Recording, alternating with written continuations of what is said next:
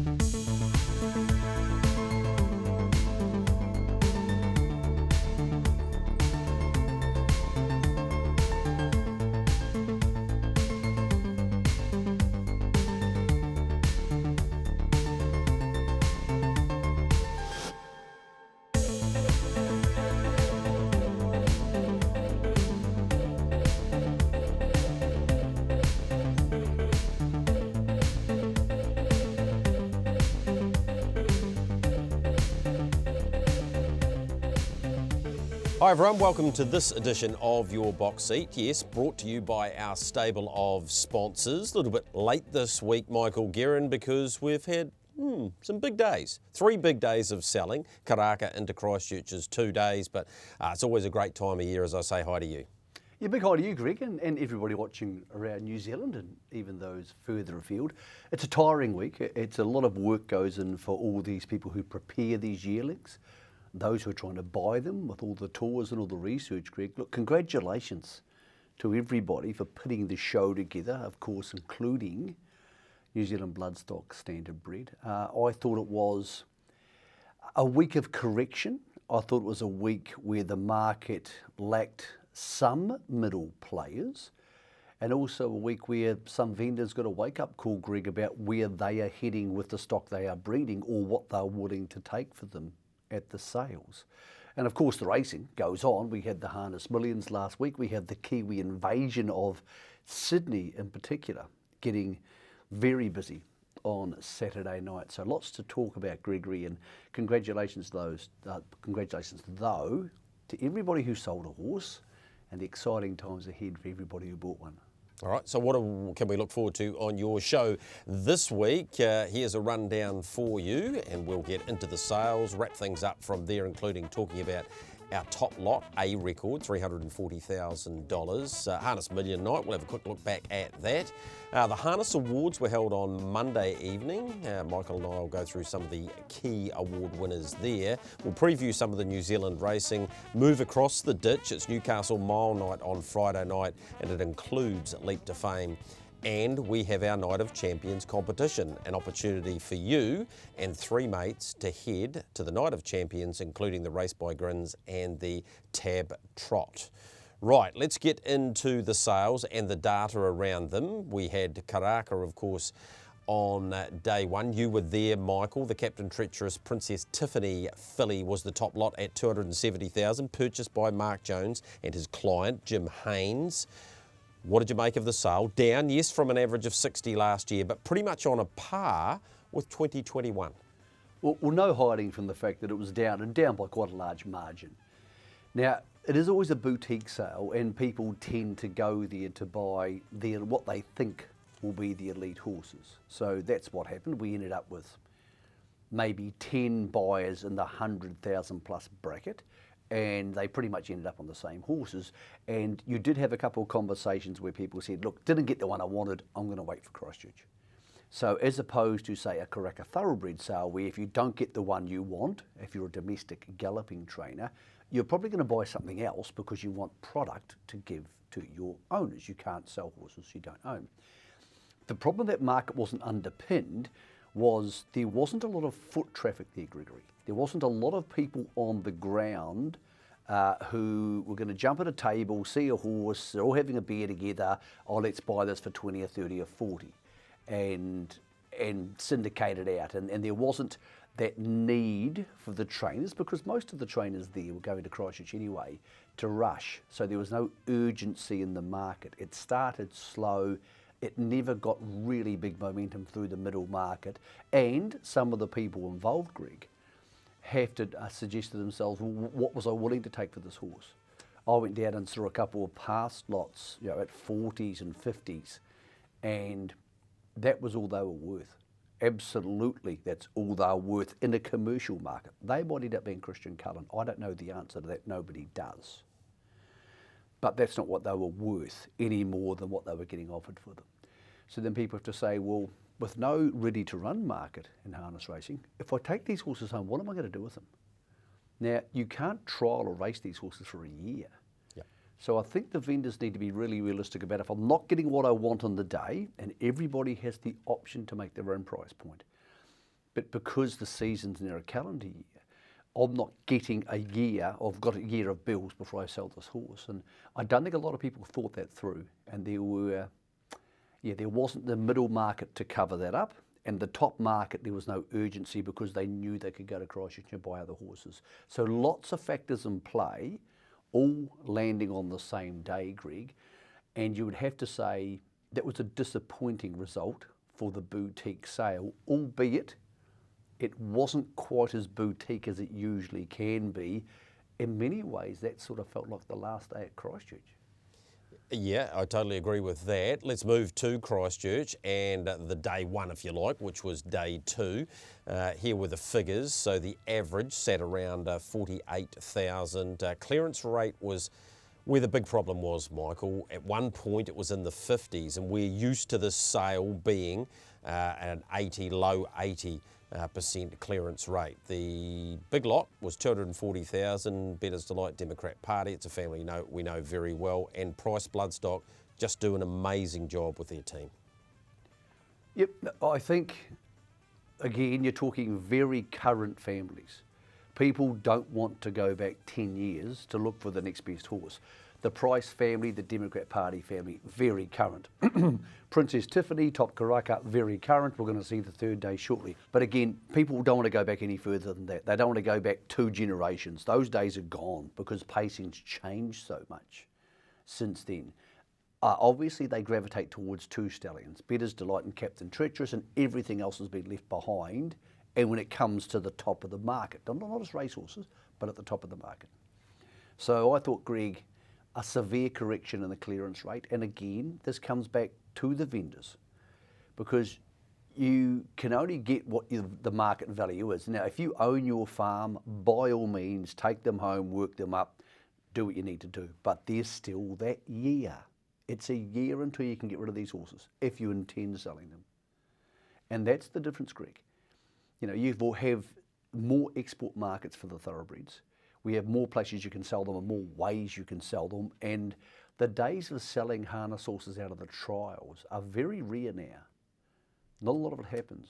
So I'm not saying by any means people should give horses away, but there was definitely, without that time pressure there, because again, there was another day coming up the next day where we saw a lot more activity. I think people need to be realistic about the fact that if you take a horse home at 40, you've probably got 20,000 of prep bills if it goes to a trainer. Yep, at least. If you've got your own farm, you can spell them, so that helps a little bit. Yep. But you got 20,000 of vet bills. If you want 50, you're getting offered 40. By the time you get it to a sellable proposition at the races, it's going to cost you 60. And people can make their own decisions on that, Greg, but I would suggest that maybe some decisions will be being regretted now. The third day out of Christchurch, we had the results that we're now putting up on your screen for you. The average was at 45. Clearance rate was a lot better, and that'll obviously get into the 70s because there was a lot more movement. 340,000 for the top lot, a record for NZB. A family we know well, they don't stop dreaming. Dreams are free, Bettor's Delight, start dreaming. That was secured by the TAB Syndicate, which we will give you more detail on in upcoming shows. But Dean Shannon's putting together a syndicate. It's a social syndicate where essentially, Michael, you join the club, you don't pay anything, you get treated like an owner, you get all the information through, they'll run various promotions at certain race meetings that they have, and you might get 10% of the horse lying up in the Sires Stakes final, that sort of thing. So there's a bit to shake out down there. A couple of other things to come out of the 3 days of sales. Stonewall, not as heavily, because we know they've spent $2 million in the past. I think they sat around about the $900,000 mark. About $450 was that TAB entity. Peter Lagan Standardbreds were there. Kentuckiana bought a number of lots. I think 14 Cran and Chrissy took home. A lot of them, Michael, in that 40 to 60 bracket, so he's often been buying the top lot at the sales. And the vendors, the likes, Ken Brecken was top. Ken and Karen Brecken and their Brecken Farms with close to $2 million. Laura Smith, who's a magnificent preparer, and Woodlands had a good sale as well. So I suppose we're going to get to Cambridge very shortly, but can you sum it up for me? In reality, as much as no one wants to hear this and it's easy to paper over the cracks, galloping's gone enormously ahead in New Zealand in the last 6 months. The Entain deal has seemed to really boost them. They've got a lot more money. And it's just gone whoosh, and there's this huge wave of enthusiasm, and that runs through the Karaka Million, it runs through the NZB Kiwi. Harness racing doesn't feel like it's done anything at all. Now, that's by no means a criticism of anybody, I'm just going to get to it in a sec. The normal race meeting at Alexandra Park, for me, because that's where I go mainly, feels exactly the same as it did 6 months ago. It doesn't feel any different at all. And there's things in the pipeline, like their new $1 million series at the end of the year. But we've had an issue because the boss of harness racing New Zealand, Gary, who has since resigned, and Gary, our thanks for the job you did. And we're not saying that any of this is important to somebody's health. So to Gary, we wish him the best in his future endeavours, and we're sorry to see him go out like that. But once you have a problem where you lose your boss, and they've also lost effectively their 2IC, or the head of racing, and Catherine McDonald, so you have a business which is in flux. Now, Maro's in there as an interim boss, but of course he's trying to, as an interim boss, Greg, all you do is keep things ticking over. That's how it works. It's really hard to make big strategy plays or alliances or change things because you're not sure you're going to be there to implement them. And that's where harness racing is at the moment. So Gallops is just going like this on a crazy trajectory. And again, they've got the LSD thing, which helps. But harness is just sitting there. And if someone said to me, should I buy a harness horse? I tried to buy one yesterday, myself. In 18 months, things, I'm sure, will be better. So am I. There'll be more Entain money, there'll be more good things come through, and there'll be, hopefully, some galvanised leadership at the head of harness racing. But all this nonsense with Auckland arguing with people and personal emails and all that crap, it just wears people out. And the key word is fun. Harness racing stopped being fun. Not at the races are fun, but at that level for so many people. I said to someone the other day, I said, who runs New Zealand harness racing? They couldn't tell me. They know who runs the Gallops. Yep. They know it's Cameron George and Bruce Sharrock. There's an identity problem here. There's a leadership problem here. And again, that's nobody's fault. It's just the way it's fallen at a very tricky time, at a very unfortunate time. This industry needs to get off its arse, get a good chief executive, listen to him. Auckland needs to stop sending little emails about someone they don't like at Harness Racing New Zealand, and Harness Racing New Zealand, which may or may not be true, need to stop sniping back at Auckland. That crap has got to stop, Greg, because what we saw as part of that yesterday has financially became reality over the last 3 or 4 days. And we could paste over the cracks. Harness Racing New Zealand pays some money for this show. But we're not going to do that. We're too old to be coming on here and lying. People need to stop this sniping rubbish. And if they don't stop it, Greg, this is going to continue to go down because the Gallops is going to get bigger and it's going to eat the market share of harness racing. And the next contract negotiation between the codes about fair distribution of market share will not end well for harness racing. So stop looking at all this inner nonsense and look at where you sit in the marketplace and make some decisions to fix it, Greg. That's what I've learnt this week, and those words are not aimed at anybody, they're aimed at everybody.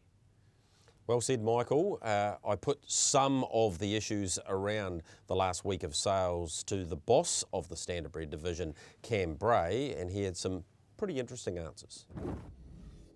We got to day one here, which was the second day of selling, and as we've already touched on, it was pretty tough going.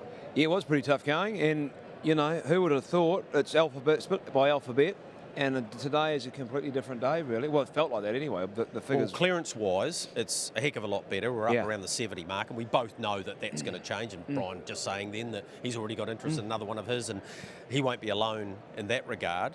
So tell me about today, and I know you had plenty of optimism, but it was a lot stronger in the middle, which has been reflected in the average coming up and obviously the clearance rate coming up. Yeah, well, we got a lot more horses sold probably, you know, 2 days in the same market. Vendors probably might have just revisited their sites a touch, which means we're selling more. They were a little bit easier to sell. I think the standoff between buyer and seller, we've sort of levelled out. So again, it's one of those things, you come from a sale in Auckland where the average is that much higher down to here, and it just takes a bit to sort out. And we've seen it over the last few years, and probably not to the extent of this year, but again, it's pretty good today. All right, Cam, what does it mean then going forward? And this is me putting this to you, not someone else asking me to, but what do we do with the Christchurch sale? It's evolved. We tried a trotting sale on its own, worked the first year, slowly dropped off. You intermingled them with the 2 days. Yep. Are we getting to a point now, and both days here, what did you sell, 120 horses both days, give or take? Is it a possibility that it just becomes a one-day sale? Is it something that you guys will certainly have a look at? Well, we've sort of loosely talked about it because we have a capacity issue here on the complex. We only have 250 some boxes, and we selected the sale to get every box full. We only had 2 or 3 horses extra for the sale after withdrawals this year. So I would suggest, with looking at the way the breeding numbers have gone, I think we're very much looking at a one-day sale. We may go to a parade or inspection day one day and then just start earlier and sell right through. There's a couple of parts to that. Yes, it shortens it up, and I guess it means that some might have to go to another platform, your Gavel House type platform, to sell their yearling. But the second part to that is a lot of cost involved. Not necessarily from your point of view, but from everyone else as well, because it costs for staff and it costs for travel and it costs for all of the people that are here buying the horses, and it's an additional day. And I'm not trying to tell you what to do or suggest that that is the ultimate result, but it almost seemed logical. Yeah, well, I think now we're down to selling 120 or 30 a day. We're not selling big days. It's only 3:30, you know. So probably working. We've still been standing here at 5 o'clock in the past. Yeah, working a similar sort of day that you normally work, you know. So very good. But we can definitely do it. We sell 240s a day for 3 or 4 days in a row at Book 1 up in Auckland. So it can be done. It's definitely can be done, and I think it will be done, and I think it will just be a natural thing too. Yeah, we did it with Book 3 and the Thoroughbreds. We moved to an national online sale on Gavel House Plus, so it's not your average Gavel House sale. So I think it is really an option. It's a low-cost option for those lower value horses, because you put them into a prep, you bring them from Southland or Christchurch or wherever it is. There is costs involved. All those horses in the online sale, a national online yearling sale, are still eligible for the Cracker Million. So we can still make them eligible for the Harness Million. So like, there's a lot of positives to that format, and I think we'll just sit down after the sale and have a real good look at that. The only other thing that is another possibility, and again, I won't be popular with the vendors, but is there a chance it could go back? Does it necessarily, now that the age of the horse has been extended from August to the end of December, is there a need to be selling yearlings in February that can't race effectively for 12 months? And well, I'm not trying to put you on the spot here, but no. Well, it's a very very valid question, because we've had 1 2-year-old race in this country, won by a young stallion who's produced Ukraine, who's a very, very impressive horse, but we've only had 1 2-year-old race. Now, we had 5 or 6 first season sires today, so this time next year we're going to have 1 race. So it just seems logical to move it back a bit, just to get these guys with these young stallions a chance to get some runs on the board, because as we know, with a first season sire in New Zealand, we haven't historically been really good at buying them. We're getting better. Yeah, the Tall Dark Strangers are a good example of that. We're getting better. If we sell at the same time next year, his progeny wouldn't have been on the track, so he's in a worse position than what he was. So the this year. years of falling into the second season blues, it's almost, you know, third season blues, if you know what I mean. So we've got to try and do what's right for our vendors, and yes, it mightn't be as easy to prep them a little bit later, but I think we really need to consider. But surely they just start later. You would think so. But I think we really do need to have a conversation about that.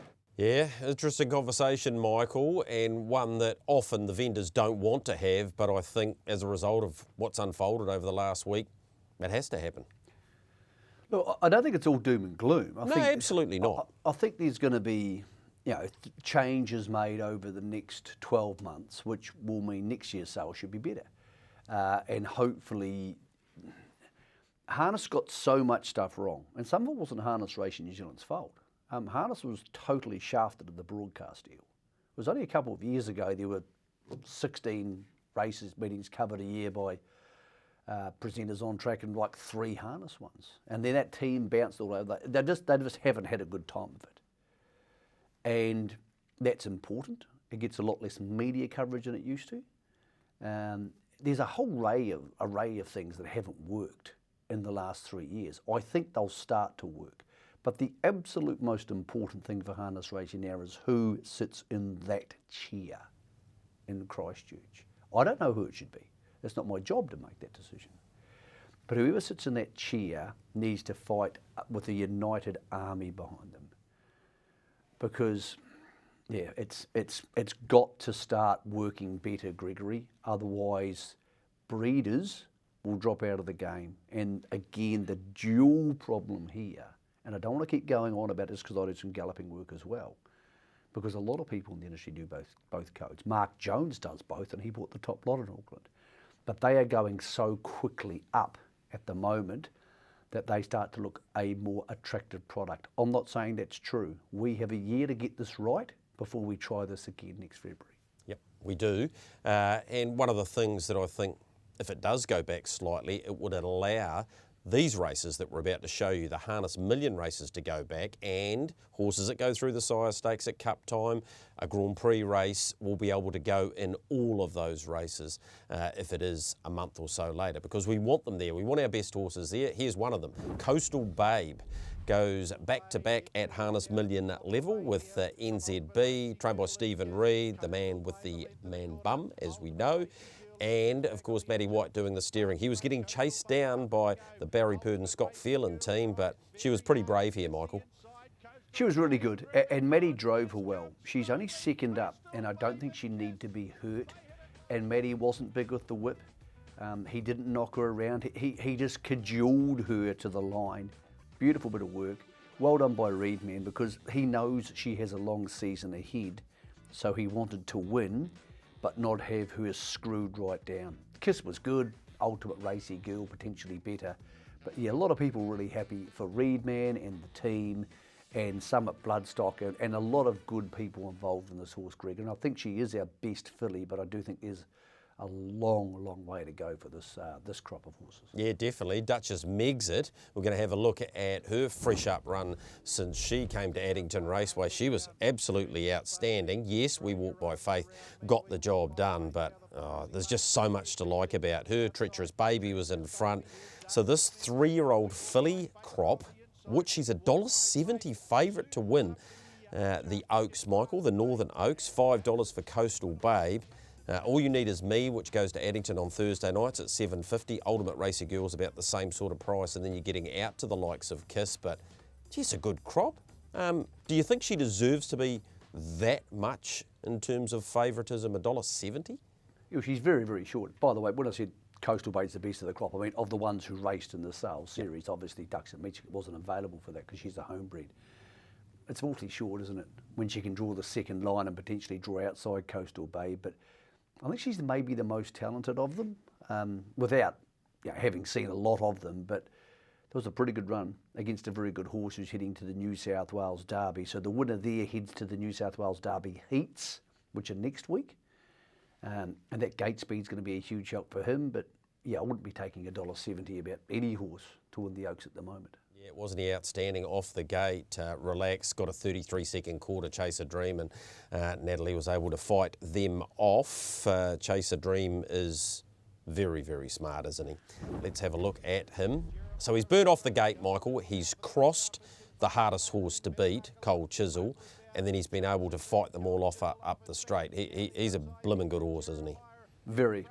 And I think Cold Chisel maybe needed an extra 20 metres of the passing lane to wind up, but when they go past the line, I'm not sure he was ever going to really get past him. 20 metres would have helped, but he worked a lot harder at the start, did the winner, than the second horse did. They're very good horses. We know the story from last week. They went through the sales ring 1 horse apart 2 years ago. They've now quinelled the Harness Million. They've quinelled this race, and of course they were 1st and 4th in the Sires Stakes final back in November. They're both very good horses, and there's not a lot between them. At the moment, I think, Gregory, Advantage Chase a Dream, and of course they both head, they don't go to Sydney, they both head to the Northern Derby, so that's going to be a lot of fun to see he's 220 continue. Yeah, Chase a Dream. He's 220. Cold Chisel 350. We Walk by Faith if he comes back for that, $6. Dreams Are Free, $7.50. Jeremiah, who's a pretty handy horse, Michael, $9. Same sort of price for Major Hot. Vesem got posted out there, did a power of work, and I don't think Blair Orange will be sending Todd Mitchell a Christmas card anytime soon, Michael, for doing that. Built for Glory, better knuckle up. Yeah, it's a decent sort of a Northern Derby it's shaping up as. Yeah, good crop. Good crop of horses who, when they drop back to the grades, you'll just clean them up. And we've seen that already with those horses you named winning in the grades, Greg. So very much a crop where when you see them drop out for prep races into the grade races, you want to be backing them. Not that the top 2 will be doing that. All right, the next race we're going to have a look at, just before we go to our break, Michael, I just want you to sum this up for me. Luck Chin doing what Luck Chin does and getting Jasanova to win again. I think it was win number 15. Michael, as they're coming down the straight here, they were 61 and 31 home, but what a remarkable man as we go to this break. Yep, he was, and everybody in the driver's room and in the cafeteria were all yelling for the same man. No disrespect to anybody else. The people in the north, the people in harness racing, love Luck Chin. He is racing's indestructible force. But Jasanova, Dr. Luck Chin gets another Northern Breeders.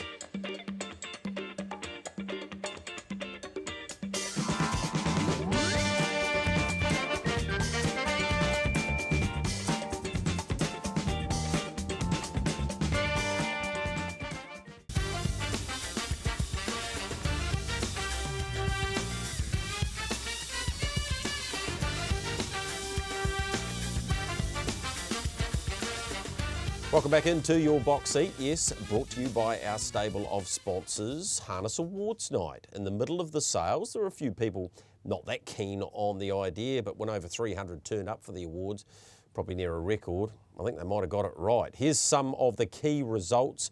Michael, 2-year-old Coldhall Gelding, went to Chase a Dream. Merlin, who won both derbies, won the 3-year-old. Pacing Filly was pretty much a fait accompli, 9 from 9 for Millwood Nike. Sunny Sister ended up winning the Oaks, then the Derby. Akuta won the Auckland Cup. Manhattan raced at the highest level, including a second in Australia in the Golden Girl. Oscar's back end of the season got him the 5-year-old trotting Entire or Gelding. Muscle Mountain was brilliant in the first half, but Oscar won his last 6 on the bounce, including 2 at Group 1 level. Self Assured won the Messenger and obviously won the free-for-all on show day, which extrapolated out to the pacer of the year and the trotter of the year, Michael, being Millwood Nike and this horse, Oscar Bonavina. So it came down to 2. Here is Oscar and his signature performance, I suppose, for 2023, this explosive speed he showed to win the Renwick Farms Dominion. Yeah, amazing performance. Probably sealed one of the greatest comebacks in New Zealand harness racing history. I mean, he was absolutely down and out 2 years ago. He won 1 race from 13 starts last season, the season before this one, and yet he's come out and just a sounder, happier, older horse. Yeah, he was aided by the fact Muscle Mountain and Bolt for Brilliance in very different ways went missing in action, but gee, he was great. He was absolutely superb, Oscar. Natalie Rasmussen summed it up best. She said, he's become the horse we hoped he would all become 4 years ago. Yeah. So I don't think anybody can feel bad about Oscar getting an award which maybe if he'd won it 4 years ago wouldn't have surprised anybody. You could have got long odds at the start of 2023, Gregory, that would be the case. And he has been confirmed as a starter in the Tab Trot. Market for this, Just Believe $1.90, Call Me the Breeze at $3.40, Muscle Mountain $5. Hope to have an update on him for next week's show. Oscar's also at $5, Bolt at $9, Queen Elida, who was winning again last week, $11. That Bendigo win was in 157.5. Shaping up as a pretty good sort of a contest, Michael, but we've now got one Kiwi to take on 3 Aussies at this stage, and we've got a little bit more arsenal to come. Yeah, well, we know that the Bolt for Brilliance team and the Muscle Mountain team have a slot, so they're going to get invited, so there's not a lot of drama to that. And then the last 2 slots are interesting. Fantastic race. Just Believe races, Just Call Me the Breeze this week at Melton on Saturday night. Just Believe's got barrier 1. So the build-up to it's going to be great because there'll be different form lines. Just on Muscle Mountain, spoke to Ben Hope. He's coming up really well. He'll trial early, mid-March, then he races twice, March 22nd, I think it is, and March 29th. The second of those being the Group 1s, which is a natural 2-week rollover into the TAB Trot. Tony Hurler, he is happy with Bolt for Brilliance, haven't had an update for a week since I last asked him, but of course he may struggle to get better lead-up races, so he may not have quite as easy lead-up races because Oscar and Muscle Mountain get to clash heads together down south. I don't imagine Bolt has too much to clash with up here, so really important. And I applaud Harness Racing New Zealand for doing this so far. Really important to get these these lead-up races off the ground, Greg. Yep. It's not fair to have $1 million races with 575s and not give the horses a chance to race. So particularly here in the north, if you have to cop a few 5-horse fields, you've got to cop them, Gregory, because the bottom line is you can't put on the big show and have horses turned up underdone. All right, I've sidetracked a little bit away from the awards. We need to go back to them now because this girl got the top billing and this was her, wow, greatest performance of the season. Something, even now when I watch it, Michael, I can't believe it was the Neville final and she was never closer than 3, sometimes 4 wide. And she beat Mantra Blue and she beat the others, and a rare salute there from Mark Purdon summed it up for me. Yeah, a great performance. That night I went out with a couple of people and bumped into some galloping people for Windsor Park Stud, and they were just in awe. Galloping people who'd been to the races and just couldn't believe how good Millwood Nike is. I hope she comes back so much, Greg, because you get those people to invest in our industry and care and watch and maybe bet when those horses come back. I'm not sure she's the best 3-year-old filly we've ever had because Adore Me was very good. I don't remember Armalite, it was a little bit before my time, and there's been some other truly great ones. Some wonderful 3-year-old fillies. But I don't know any of them are better than her either, Greg. I think Elect to Live was the only other 3-year-old filly that I can think of. Has there been, what else has there been? Who won Horse of the Year? Yes. There's been 3. Bonnie Frost won it in 1970. Yep. Elect to Live in 2002 and Carabella in 2011. Yeah. But I've seen every 3-year-old filly since about 1990. It's a long time. And she would be the equal of any of them. The only one I would say head-to-head you might back against her might be Adore Me, because Adore Me was a freak of a horse. But yeah, I hope she comes back. It sounds like it's positive she could come back in the spring, and I think she'd be coming back at an interesting time, Greg, because outside Merlin and Don't Stop Dreaming coming through, with Akuta sidelined for a very long time, Self Assured can't race forever. Apparently, speaking to Ray Green, there's going to be a decision made about Copy That this week. I don't know what that means. But it's all very cloudy at the top there, Greg, and I'm not sure that Merlin or Don't Stop Dreaming are any better than she is. All right, that's the awards wrapped up, and congratulations to the connections of Millwood Nike to Mark and Nathan Purdon, and we hope she does come back in the spring. Okay, we leave them and start having a look at what you can look forward to this week. Cambridge actually raced twice, Friday and Sunday. I wanted to show you this horse. I reckon it'll be hard to beat. It's come up $5. DJ Rock. Not often I look back in the field and try and find one that's run 6th, but in the Stonewall colours there, got a bit rank early on. He's been warned about that, but gee, I like the way he got to the line here, Michael. This was in a strong race, a race we just showed before with We Walk by Faith and Duchess Megs it, but have a look at his last 100 here. He goes back to Cambridge. He's already performed there. I can't see any reason why DJ Rock from a handy barrier draw on Friday night at $5, that's my sort of odds, Michael. Yeah, he's over the odds. He's a funny horse. He's a hard horse to follow. But, yeah, I think the Northern team up here is really flying at the moment for Team Telfer. And good on the TAB. They're getting these odds out earlier now. Crucial. The odds are out Friday night racing for Wednesday so people can run them through all their multis. Really good move. And congratulations to everybody who's helped make those decisions. Yep. Another one of the Telfer team is this horse, Joker's Hill. Let's have a look at the way Joker's Hill is going. By What the Hill, obviously, back-to-back wins. The bloke sitting in the cart. You and I have spoken about this before, Michael, but he just adds another dimension to Team Telfer, and the Stonewall team won Joshua Dickey. Well, particularly with trotters. I mean, Steve and Jill and Stocky have invested very smallly in trotters until last Sunday when they went out and paid 180 grand for one, or 140 grand. 180 it was. 180. Yep. 180. Seems like a long time ago Sunday. And Josh will help with that because he has a lot to do with the trotters. So, yep, I think he's a huge addition to their team, and we're going to see more trotters in their colours over coming years, one would suggest, because of that involvement, but because of the success of horses like this. Wyndham race on Friday and again on Sunday at Cromwell. Here's a horse that's trialled up really nicely, Rakiro Rocket.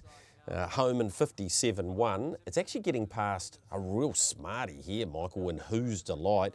Comes up with barrier 1 over the 1800 metres. Tick, tick, Carter Delgetty driving for Tom Bamford. Yep, lots to like about it. Agreed, horse who looks very racy, looks a 5 or 6 win horse, I would have thought, and yeah, should be able to handle these, Greg, depending on, of course, any early pressure and the ability to hold that lead from barrier 1. But yeah, Who's Delight's a horse I really like. I think he'll end up a couples. Yeah, so getting over top of it's a pretty good effort. Yep, he's absolutely got a big motor. Good program on Saturday. We talked about it last week. It is the Legends Day down there, the Old Timers Day, if you like, for the Ashburton Club. And anyone who wants to go along and just catch up with some old mates, go down to the museum, the old tea kiosk there, and it doesn't cost you anything. You just have to turn up and reminisce about the old days, and you get to watch a pretty good race. This is the Ashburton Cup. They do race for $25,000. And it's deep, Michael. This horse is in it. Jimmy James Maguire, of course, a winner at Kaikoura. He is a horse I think will make his way through to Free For All Company. He is Herbie's there, Hey Bartender. He's a sport, double time. Smoke on the Water's been racing at Manawatu, but he's got his confidence up. Beach Flyby, a last start winner. Good race. Wheels of Fortune, not without a winning chance in it either. Very good race on Saturday. Look, it's a ripper race, and as it should be. I mean, you know, good horses like Beach Flyby off the front are going to be really hard to beat. Ashburton's one of the great harness racing areas in the country, and they deserve a good Ashburton Cup, and you could make the case that they probably deserve to be worth more and get a little bit more support for such a strong racing area. But yeah, a tough race to bet into. As you know, with those standing start big cups, Greg, a lot of it comes down to just how fast the leaders step and go, and whether the back horses can get into the field. I haven't analysed it enough to be having a bet yet, Gregory, but I'll do so over the next couple of days. But gee, it's one of the great strengths of what we do in this country are those country cups. I know Ashburton's not a country town, but those big cups, when every region gets to have their big day in the sun, I think they're absolutely super. And just a shame it's going to be on trackside 2. Not picking on trackside 2, but bloody hard to keep people's attention, Greg, when you're bouncing back from one channel to the other. Yep, hard to disagree with that. Mind you, Michael, I'll be on it this week, so hopefully I'll tune in. Oh, well, in that case, Greg, I'll be watching. Yeah, no doubt you will. 1,700 metre trot inside second row. I wouldn't normally tip them, but Aroha Kenny, have a look at her performance at Addington last time. She was slow, got back, and gee, she made up some ground. It was a brilliant front-running drive by Brad Williamson on mixed faith, but she's only had the one start at Ashburton, Michael. She was third behind the ill-fated Isolate and the Hambletonian. I reckon she could make her way to open class too. Look at the stretch on her, Aroha Kenny. I think she'll take all sorts of beating in race number 5 on Saturday afternoon. Yeah, and I think one on the second line can be really good. It can be really bad, but a lot just depends on what the horse in front of you does. And often the horse outside you, directly outside you, to how much room you get to move. So I'm not saying it's good or bad because I haven't looked into the gate speed of the horses at barriers 1 or 2, Greg, but yeah, I'm by no means as put off on second line draws and sprint races as long as they're ones or twos as some other people are, because it entirely depends on what the horses in front of you do. And I'm pretty sure that Isolate was inside second row when she won the Hambletonian there. And often with the trotters there's more room too. So, yeah, I totally concur there. Across the ditch we need to go, Michael, with Garrard's, great supporters of this show. And it is Newcastle Mile Night. Here he is, Leap to Fame. I know the deal hasn't been done in terms of the race by Grins, but boy, I hope it gets sorted shortly. He takes on Pete Said So, Kanina Provlima, Can't Find a Better Man, Mac Da Vinci, Hot and Treacherous is there now with Jason Grimson, and Max Delight, who's been such a great performer. But he keeps coming up with what I think's the right barrier. It won't be easy this week, Michael, but barrier 7 just means that Grant Dixon can put him in the race when he wants to. Well, he'll start from barrier 5, and it's 8 across the front. The crucial part here is whether Mark Da Vinci can hold him at the start and intends holding him. Around Newcastle, you don't imagine they hand up, because the winner of this goes into the Miracle Mile on March the 9th. Second doesn't. So it's basically just win and you're in, and there's no point running second. I think Mark Da Vinci, who's been flying, has to try and hold him if in fact he can lead. If he leads and you hand up, then he's going to the Miracle Mile and you're not. So I think they'll try. I think Mark Da Vinci can go around Newcastle high 51s, maybe 52, 51s. And therefore, Leap to Fame's going to need to be at the peak of his powers to beat him. I still think he will. But I'm not going to be taking $1.25 to find out, Greg. So it's a niggly enough race that I think he'll win. I think he'll qualify for the Miracle Mile, but his right price in my head's about $1.50. All right, so those other qualifiers are next week, the Cordina and the other sprint race? So they have the 2 qualifiers next week for the Miracle Mile, and then of course the Chariots of Fire is next week as well. So they'll take the horses who either start at Newcastle, or they can invite anybody they want. They can start at Newcastle or those 2 heats, preludes, and the Chariots of Fire, and they'll make that into the Miracle Mile field. What we don't have this carnival is the Ladyship. The Ladyship goes back. It's going back about 3 or 4 weeks or a bit longer. And also the New South Wales Oaks isn't part of this carnival. It goes back to a ladies' night type meeting, which might be in March or April. But yeah, long story short, we have the Chariots of Fire and the 2 preludes next week. And that way there's no advantage for the 4-year-olds heading to the Miracle Mile of having had a week off. So they head into the race. Merlin races on Saturday night, and Don't Stop Dreaming, Greg. He's already qualified for the Chariots of Fire, so he can't go around in the prelude. So Don't Stop Dreaming races from barrier, outside barrier, in a 2,300 metre free-for-all. And Merlin races from about a 6 or a 7 barrier in the 4-year-old race against Better Be the Best, who's the best of the horses over there, of the 4-year-olds in New South Wales, with Frankie Ferocious having gone 1:49 last week, relatively new to New South Wales, and he's also in the Chariots of Fire via the Bonanza, and he's going to be awfully hard to beat. So Merlin's going to need to be at the top of his game, Greg, because Menangle's an awfully hard place to head straight into group racing. In saying that, Merlin's skill set would seem to perfectly be suited to Menangle. Yeah, and his stablemate Sooner the Better goes around in about race number 3. So just on the Chariots, off the back of that 149 last week from Frankie Ferocious, he's into second favourite now behind Don't Stop Dreaming. 240, 320, this is New Zealand TAB, Merlin 450, Sooner the Better $11. So there's plenty to happen there, Michael. On Frankie's performance last week, if he goes like that in the Chariots, he's going to take a heck of a lot of beating, as good as our Kiwis are. Well, I think Don't Stop Dreaming would beat him at 49. I think Don't Stop Dreaming's a sub-49 horse under the right circumstances. Merlin, maybe, we don't know that yet, but Merlin, he just looks like he's made for mile racing at Menangle, both fast and tough. But yeah, Frankie Ferocious may go even quicker. So he's just come out of nowhere, came from Queensland, good horse, won the Bonanza for Jason Grimson. Grimson's horses tend to go forward. Yeah, lots of moving parts to this. And we'll see where they all end up with, of course, the barrier draw crucial too, because it's one thing to be up against the market peaks and go 49. It's quite a different thing to be going 48s or 49s when you're in the running line. All right, let's look across the ditch with Garrard. It's time for another break for us. On the other side, stick with us. Your chance to get into that competition for you and three mates to go to the Night of Champions. Yes, the 14th of April at Cambridge Raceway. It'll be a night to remember.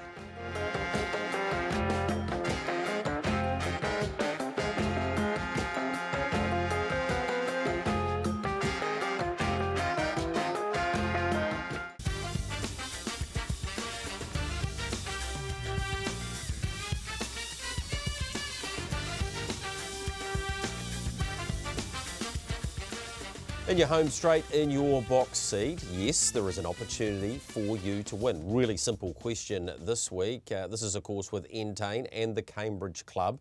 And if you want to be on track with three mates, all expenses paid, you'll be catered for on the night, flights from anywhere within New Zealand, you'll be looked after for sure for one of the great nights of harness racing. Answer this question for us. The question this week is, what was the price of the top lot at the NZB sale? What was the price of the top lot? We talked about it earlier. It's a new record for NZB. And Michael Guerin, I don't know if you've got three mates, but if you maybe I could... think most of my mates will be there, to be completely honest. Right. April the 12th. What a prize it is, though, from Entain. It's just going to be one of the great nights out. Cambridge will look after you. Dave Branch has already said that. Koteri, I understand, was announced during the week as the band that's going to be playing there. It's just going to be a magnificent night. Greg, just on that horse, on that TRB Racing Club thing, just so some people think, well, how the hell does this work? What it means is that the 340-something lot was bought by the TAB, if you ever guess at that. and it's the top lot. They bought 4 harness horses. They also bought 8 gallopers. So they're going to start this TAB Racing Club. And it'll start in May because they're going to rebrand some stuff and just rebrand the TAB and trackside and that sort of stuff. Just relaunch it all, freshen it up. So they're going to start the TAB Racing Club. And if you're an account holder, you can join. So you can say, I would love to be a mini shareholder in this new sales topping lot. And then you'll get updates like an owner does. So to your phone, video updates, here's your horse being broken in, here's your horse in training. Maybe, hopefully, one day here's your horse at the trials, and hey, here's your horse racing. So that's a cool experience as an owner. You'll get that feeling, that vibe, straight to your phone. Really good. Then when the horses race, the horse is owned by the club, so there's going to be at least 12. Spread around the country. Nathan Williamson's picking one up from the South Island, from the Deep South. And Greg, what they'll do is they'll give them updates to everybody who can't be there, but they'll have events on track for those who can be there. And as you mentioned, they'll have a draw some days for one of those owners to participate as an actual owner in the horse, where they might get 10% of the stake for that race. So it's a great chance to build a community, much like a boys get paid type situation. To involve people in learning about what happens when you race a horse. And Entain boss Dean Shannon, who knows a lot about racing horses, said to me, we hope that if we make people aware of this and engage them, they might go buy their own horse at some stage. Now, some people can't afford that, and that's totally fine. But it's going to bring people the racing experience, Greg, to people's lives, which is these days often via phone, but in real life also chances to go to stables, go to trials, go to races and see these horses. It's a really good idea. They do it under the Ladbrokes umbrella in Australia. They have 30,000 members. That's a lot of engagement. There's a lot of people who care. Now, yep, of course, Entain what you maybe bet too. But if you're a TRB account holder, there's a good chance you probably do bet.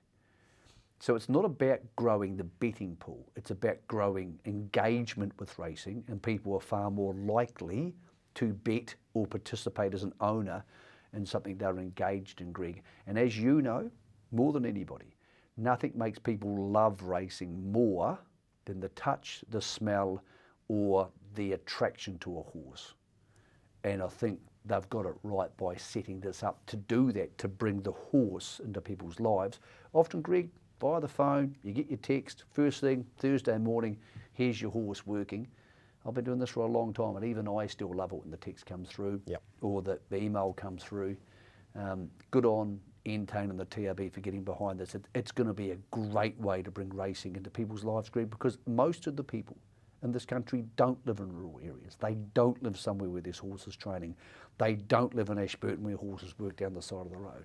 They work in banks and building sites and stuff in Auckland. And if you can bring that thrill to them, Greg, they might go to the races. Yep, they might very well. And speaking of going to the races, where can you go this week around the great nation of New Zealand?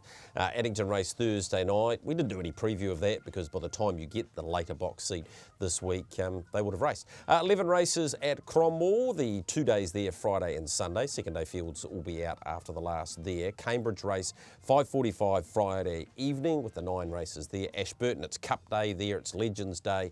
If you want to go along and catch up with some old mates, 12:20 the start time there, and there is that second day out of Cromwell.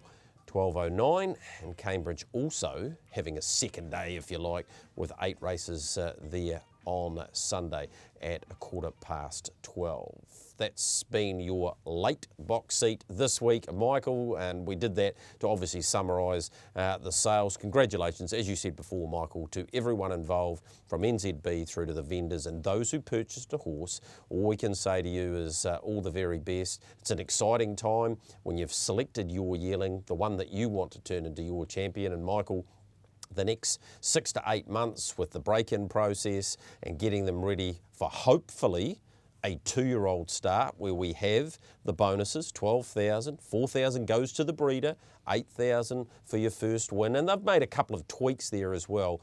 2-year-old only races, originally it was with a minimum of 5 starters. If they don't get those 5, the 2-year-olds can then start against 3-year-olds and it'll be the first 2-year-old home. All of those details are at hrnz.co.nz, Michael. So there are some pretty good innovative stuff that is happening to try and get you involved, to capsulate the people to buy a horse and try and get them going as 2-year-olds, particularly with the 60 or 80 additional 2-year-old races that are planned to be had. Well, also there's no reason not to race them as 2-year-olds. Like, they're 6 months older than they used to be. So don't be worried you're going to break them, because you're not. So, yep. It's all in front of us, Gregory. There's been some challenging times over the last couple of weeks. There's going to be some awfully good racing coming up at Menangle, around our country, of course, too. But Merlin and Don't Stop Dreaming are going to fly our flag. And it's going to be a lot of fun, and sooner the better, and we walk with faith. And to have that back again, and then what that means for the race by grins, because a lot of those decisions will be made after the race by grins. After the Miracle Mile for the race by grins. It's going to be a lot of fun the next 6 weeks, Greg. The business is out of the way. Let's go enjoy ourselves and go track hopping around this country and a couple of others and try and have some fun. All right, that's been your box seat for this week. Michael and I will see you in 7 days.